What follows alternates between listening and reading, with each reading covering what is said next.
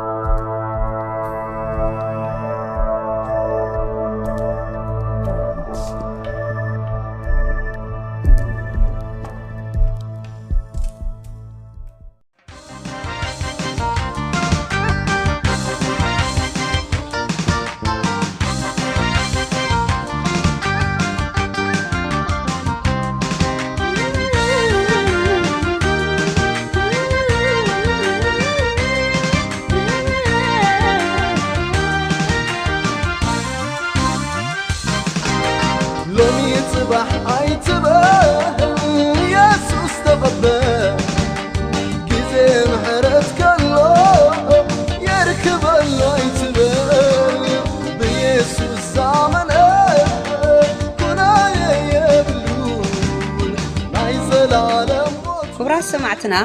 وقدامنت كاب እግዚአብሔር አቦናን ካብ ጎይታና ኢየሱስ ክርስቶስ ጸጋን ሰላምን ንዓኻትኩም እዚ በክፍለ አገልግሎት ወንጌል ረሕቦት ቤተክርስቲያን ኣብ ቫንኮቨር ካናዳ ብትግርኛ ዝዳሎ ፈነወ መደብ ወንጌል ንኹሉ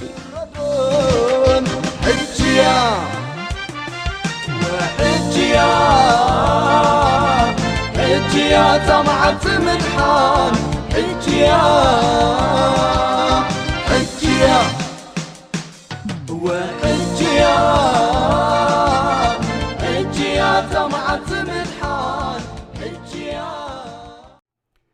سلام أملاخنا عقاتكم يكون كبرات تعذبتنا لما علت دما قال እግዚአብሔር حبيرنا كنرينا لما علت حبيرنا نري قال أملاخ تنبيت إسياس معرف 53 زلو حسابي كم زخبل دما يجمر مالي الصحف نزي مسكرنا من أمنو ቅልጽም እግዚአብሔር ከነመን ተጋሃደሉ ይብል ነዚህ ምስክርና መን አመኑ ቅልጽም እግዚአብሔር ከነመን ተጋሃደሉ ይልክ ጅምር ታይ አይነት ምስክሪ በትክክል ቅልጽም እግዚአብሔር ከዛዓበ ቅልጽም እግዚአብሔር ተጋሃደሉ እንታይ ንምንታይ ክንድ ምስክር ዘድልዮ ነት ምስክር ከነምንታይ ምእማን ዘድልዮ ዝብል ሐሳብ ክንረይና መቸም ቅልጽም እግዚአብሔር ከጋሃድ ኮሎ ምናልባሽ ባህር ኤርትራ ክኸፍል ኮለ ይኮነን ቅልጽም እግዚአብሔር ተዛዓበ ቅልጽም አምላኽ ተጋሂዱ ዝባል ምናልባሽ ሰማይን ምድርን ክፈጥር ኮሎ ዶ ተዛዓበ ቅልጽም አምላኽ ተጋሂዱ ንብል ማዓሲዩ ቅልጽም እግዚአብሔር በዓቢኡ ብዝበለጸ ቅልጽም አምላኽ ተገሊጹ እንብሎ እስከ ሓቢርና ነንብቦ ነዚ ጽሑፍሞ እሱዩ ንዑዩ ቅልጽም እግዚአብሔር ተጋሂዱ ዝብሎ ዘሎ ድሕሪ ዘሎ ጽሑፍ እዩ እንታይ ድብል ጽሑፍ ኣብ ቅድሚኡ ከም ጨንፈርን ከም ተኻም ንቁጽ ምድሪ ዝወጽእ ሱር ጨብጨበ መልክዕን ውቃበን ኣይነበሮን ምስ ረአናዮ ዘብህገና ትርኢት ኣይነበሮን ንዕቁን ብሰብ ድርቢዩን በዓል ስቃይ ብሕማም ሉዲ ከምቲ ኣብ ቅድሚኡ ገጾም ዘገልብሉ ሰብ ተዋረደ ንሕና እውን ገለ እኳ ይቋጸርናዮ ብሓቂ ንሱ ንሕማምና ጸሮን ስቃይና ካብ ነፍሱ ጸዓኖ ንሕና ግና ከም ተወቅዐን ብእግዚአብሔር ከም ተቐስፈን ከም ተዋረደን ጌርና ቋጸርናዮ ንሱ ግና ብሰሪ ገበና ቆሰለ ብሰሪ ኣበሳና ድማ ተኸትከተ نحنا سلام انت خنركب مقطعتنا ورده نحنا ون بسمبراتو حوينا كلاتنا كما باقع تبارنا نفسه كفنا ننا مقدون زبله እግዚአብሔር ከአበሳ ሁላትና አውደው መከራት ጸገበ ሩስ አዋረደ አፉና አይከፈተን ከምትና ማሕረድ ዝኽብ ከገንሸል ከምታብ ቅን መቀስታ ስኽትል በግ አፉ አይከፈተን ካብጥዓትን ፍርድን ተወስተ ከም ምድር ህያዋን ከም ተቆርጸ ካብቶም ወለዱ መንሐሶ በመኽቢያት ገበን ህዝበይ ተቀስፈ እከይ ዘይገበረ ሐሶት ካብ አፉ ዘይተረኽበ ክነሱስ መቃብሩ ምስ ረሲአን ገበሩ ሞቱ ግና ምስ ሀብታም ኮነ እግዚአብሔር ግና በመከራ ሕምሽሾ ፈተወ ነፍሱን መስዋዕት ኃጢአት ምስ ወፈያ ዘርኢ ክርኢ መዓልታቱ ከንውሕ ፈቃድ እግዚአብሔር ከአብ ኢዱ ከስልጥ ጻማ ነፍሱ ክሪ ክጸግቡን እቲ ጻርቅ ባሪያይ በፍልጠቱ ንብዝሓት ከጽድቅ አበሶም ድማ በዓል ክጸውሪ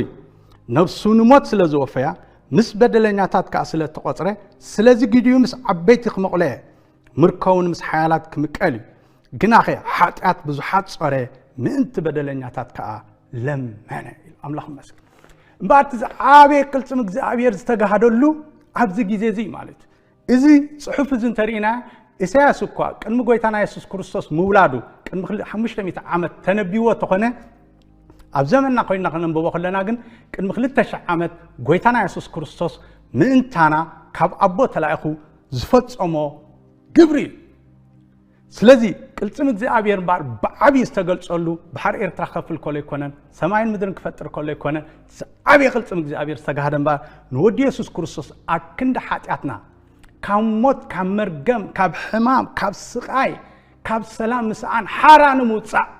ንወዱ መስዋዕቲ ሂቡ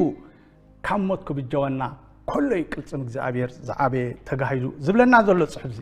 ምክንያቱ ደቂ ሰባት ንሕና ብሰንኪ ካብታ ኣዳም ኃጢአት ዝገበረላ ግዜ ደቂ ሰባት ናይ ኣዳም ባህሪ ስለ ዝሓዝና ከም ኣባጊዕ ዝተባረርና ገበን ኃጢአት ሕማም ስቃይ ዝነበረና ሰላም ዘይነበረና ክብረት ዘይነበረና ኣብ ትሕቲ ፍርዲ ገበን ዝነበርና ሰባት እግዚአብሔር ንወዱ ብምልኣኽ ካብ መርገም ስቃይ ኃጢአት ሕማም ከውፃና ንወዱ መስዋዕቲ በመከራ ክሕምሽሾ ፈቲ ኣምላኽ መስክ በመከራ ኣክንዳና ንወዱ ንመስዋዕቲ ሕሊፉ ብምሃብ ኣክንዳና ሓራን ምውፃእ ክፊሉ ዕላሙ እምበኣር እንታይ እዩ እዚ ታሪኽ እዚ እንተሪኢና ዕላሙ እንታይ እዩ ጎይታና ኢየሱስ ክርስቶስ መስዋዕቲ ካና ኣክንዳና ዕላሙ እንታይ ጻማ ነፍሱ ክጸግቡኒ ኣበሳና ክጸውር ከጽድቐና ካብ ፍርዲ ኃጢአት ካብ ፍርዲ ሓራ ክገብረና ከኽብረና ኣብ ቅድሚ ኣቦኡ ድማ ቅቡላት ክገብረና ዕላሙ ሙማት እምበኣር እዚ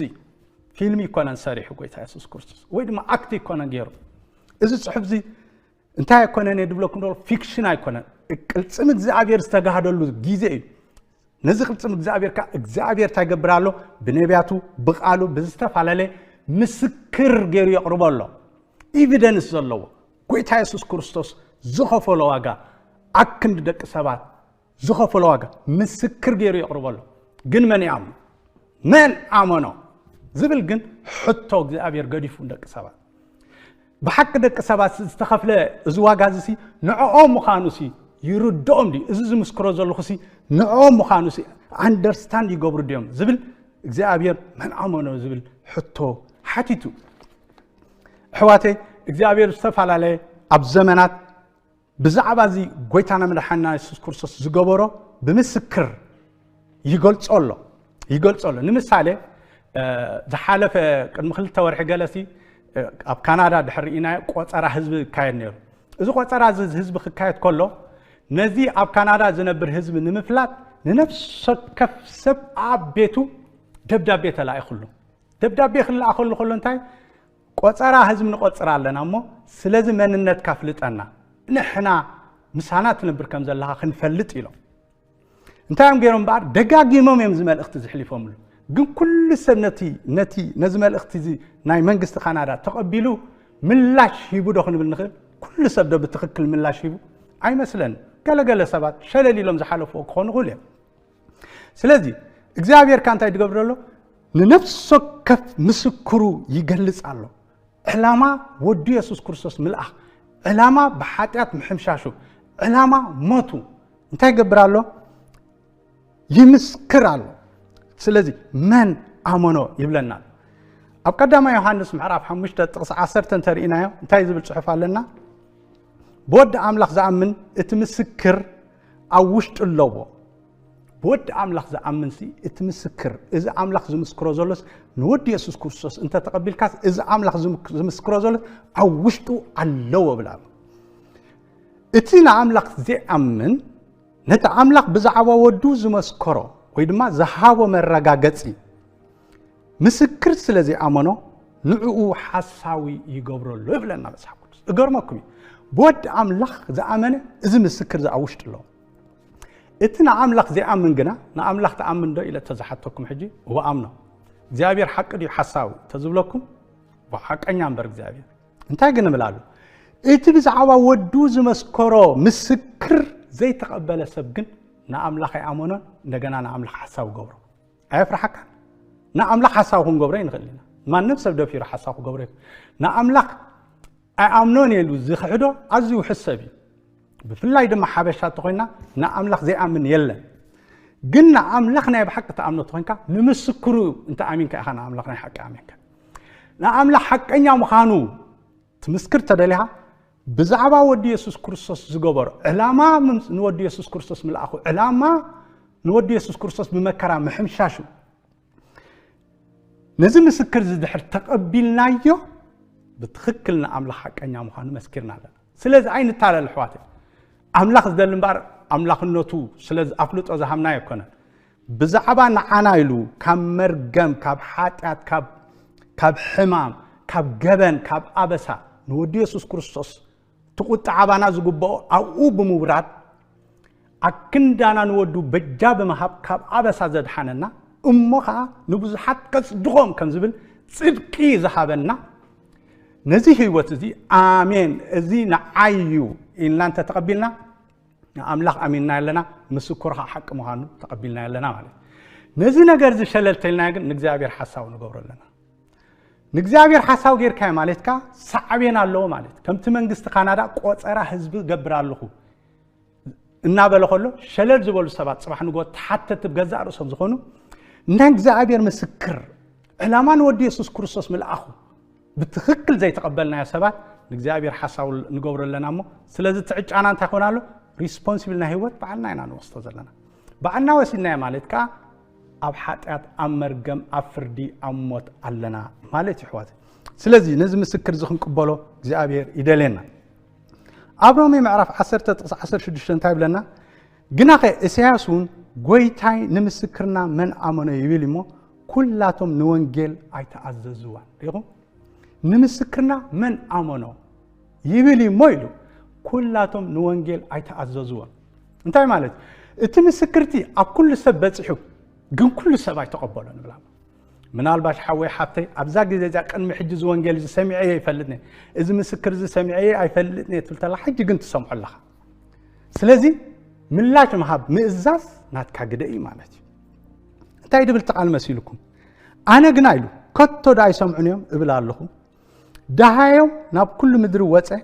ቃለውን ክሳዕ ወሰን ዓለም በጽሐ ብሓቂ ባ ሰሚዖም ዳሃዮም እዞም ምስክር ኣምላኽ እምበር ክሳዕ ወሰን ምድሪ በጽሕ ብሓቂ ባ ሰሚዖም ስለዚ እግዚአብሔር ዘየብጽሖ ክፍለ ዓለም ኣይክህሉን እዩ ማለት እዩ ምናልባሽ ሕጂ በጽሐንን ትልተላ ሕጂ ግን ትሰምዓ እንተለኻ በጽሐካ ኣሎ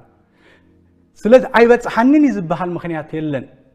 ኩሉ ዳሃይ ምስክር ኣምላኽ ክሳዕ ወሰን ክበጽሕ ኣብ ማቴዎስ ምዕራፍ 24:14 እንታይ ድብለና ኣሕዋተይ እዚ ወንጌል መንግስቲ ከዓ ንምስክር ኩሎም ኣሕዛብ ኣብ ዘላ ዓለም ክስበኽ እዚ ኮይ ጎይታና ኢየሱስ ክርስቶስ ዕላማ መምጽኡ ዝኸፈሎ ኣክንዳና ዋጋ እዚ ምስክር እዚ ኣብ ኩሉ ዓለም ክንገር ሽዑ መወዳእታ ይኸውን እዩ እዚ ሕጂ እግዚአብሔር ደጋጊሙ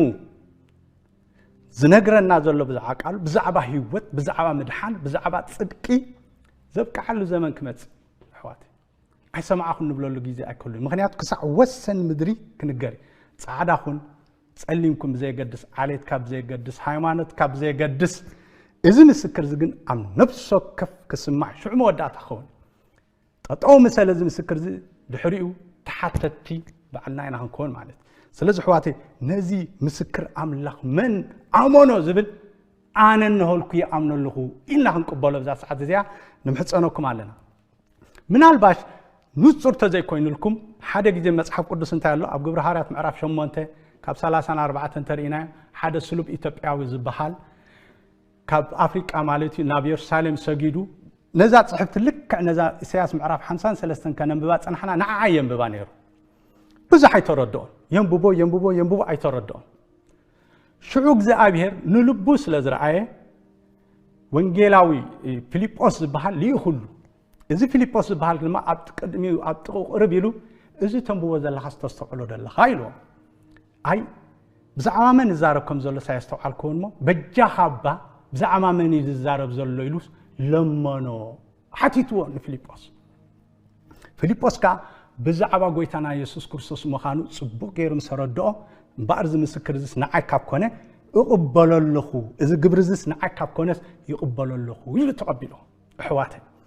من الباش نبزح في اللاي بزح السبات محتاتين فتونينا اذا سبز سلاز حاتته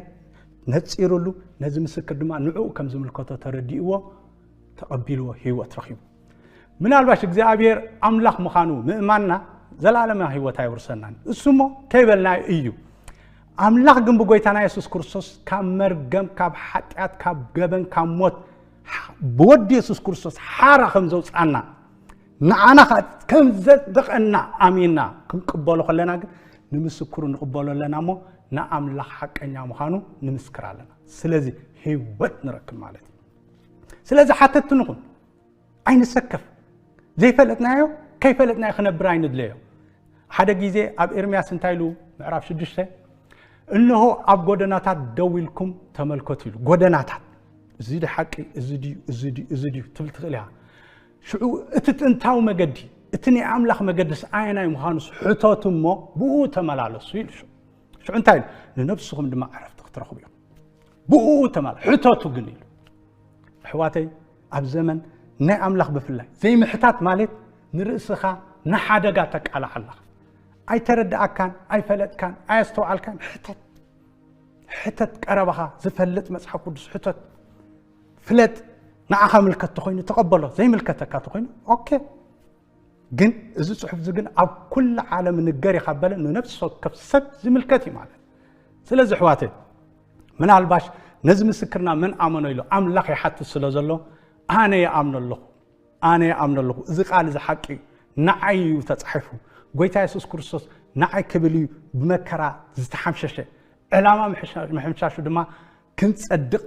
سامانو بسخ تصقب هيوت كنركب يما يقبل الله خلنا بذا ساعه زي نقبلو قويتا يمحصنكم من الباش نز حساب استقبلكم زترداكم كتوسنو تدليو كترخمنا تدل دما دويلكم كترخمنا تخليهم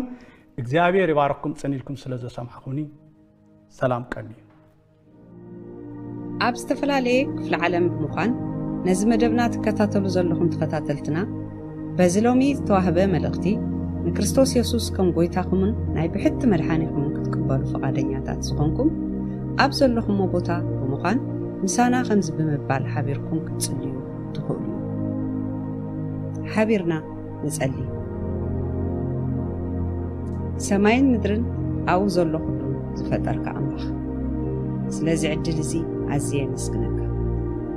حتياتين يا مخاني دم يمن حتياتين بدلين يغرب من بعد تقبلني أزل كريستوس يسوس عبد نقل مريم كمستولده من تحتياتي كمزموته تتصدق يدما أبسال سيت معلتي كموتات كمستنسئ نفس ماي كمزعرقن لحد ما برد كمزمسن نأمن الله كم قويتين مدحانيين دما يقبلوا الله سلاز تقبل كان دما أمسكن الله آمين سلام كتالكم እግዚአብሔር ይባርክኩም برقص እዚ ክወሃብ ዝጸንሐ ቃል ልብኩም ተረቲዑ ንጎይታ ኢየሱስ ክትስዕቡ ዝወሰንኩም ተወሳኺ መብርሂ ምእንቲ ክትረኽቡ በዚ ኣብ ስክሪን ተጻሒፉ ዘሎ ቁጽሪ ቴሌፎን ደውልኩም ክትረኽቡና ትኽእሉ ኢኹም ኣብ ዝመጽእ መደብና ክሳዕ ንራኸብ ኣምላኽ ስኩላትና ይኹን ኣሜን